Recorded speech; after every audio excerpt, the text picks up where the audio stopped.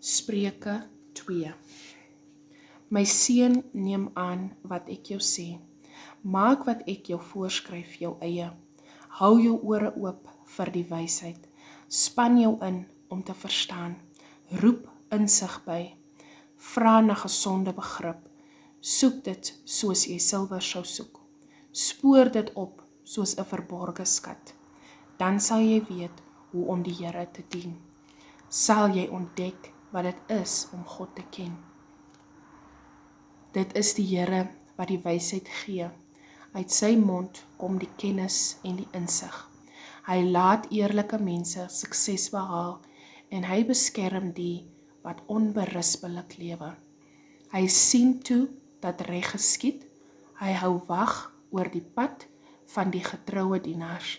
As jy aanneem wat ek jou sê, sal jy insig kry in wat regverdig en reg en billik is, en sal jy op die goeie pad bly.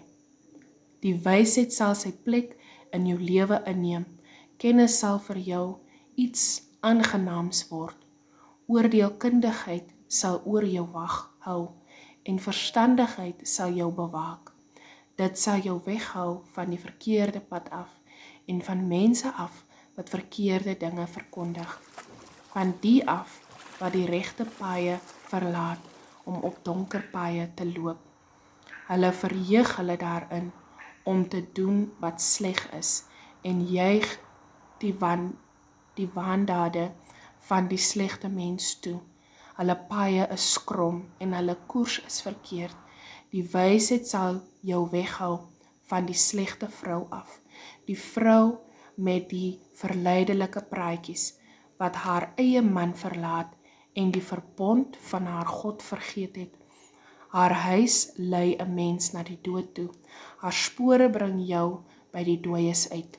Mense wat na haar toe gaan, kom nie een terug nie. Hulle kom nie weer op die paaie van die lewe nie. Loop jy liewer die pad van die goeie mense. Bly op die paaie van die regverdiges, want die opregtes sal die land bly bewoon.